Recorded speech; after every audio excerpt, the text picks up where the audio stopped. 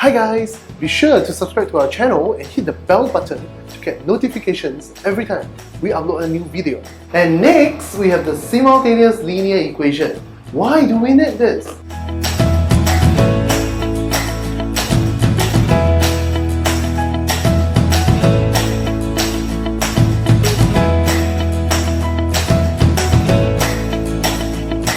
Now let's take a look at this question. If we have 2x plus 3y equals to 5, how do we solve for x? Or rather, how do we solve for y? Don't look at me, I can't solve it also. I need at least one more equation that contains also x and y. Then I will be able to solve what is x and what is y. And this method of solving is called simultaneous linear equations. So the conclusion is that in order to solve an equation that contains two unknowns, x and y for example, we need at least two equations that each of them contain x and y, and we solve them together. And that means we want to find a common value of x and y that fulfill the both equations at the same time, simultaneously. See? This is where the name came from. Now, there's three methods to solve simultaneous equations with two unknowns.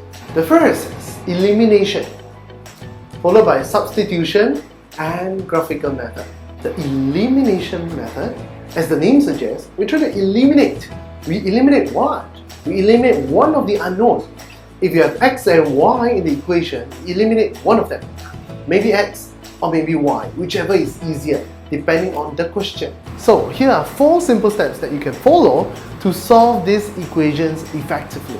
Number 1, look out for the coefficient of the unknown. That means the number that comes in front of the x or the y, that is called the coefficient. Now, we need the coefficients to be the same for both equations in order to eliminate it. Let's take a look at this example. We have 2x plus 3y equals to 1, 2x plus 5y equals to 3. So we can declare 2x plus 3y equals 1 as equation 1, 2x plus 5y equals to 3 as equation 2. And what we can do is that we realize that both equation 1 and equation 2 have the term 2x, same coefficient. The number in front of x is 2 for both the first equation and the second. So what I can do is I can try to use the one that is the larger number minus the smaller one. If you look at the right hand side of the two equations, you realize that equation 2 is bigger than equation 1. Equation 2 has equals to 3, whereas equation 1 is equals to 1. So I would use equation 2 minus equation 1. And I have to minus every single term. So I should write it as bracket 2x plus 5y close bracket minus bracket 2x plus 3y close bracket. And now if I expand every term, I would get 2x plus 5y minus 2x minus 3y. So if I simplify everything on the left, I will get 2y. 2y equals to 2. Therefore, y will be equals to 1. See, I just demonstrated step 2, which is to add or subtract the two equations together in such a way that you'll be left with either 0x or 0y. And step 3 is just to solve that equation. And for the last step, we just need to sub our solution into any of the previous equations and then solve for the unknown. Like in this case, we already have y equals to 1. All we have to do is to sub the y equals to 1 into equation 1 maybe.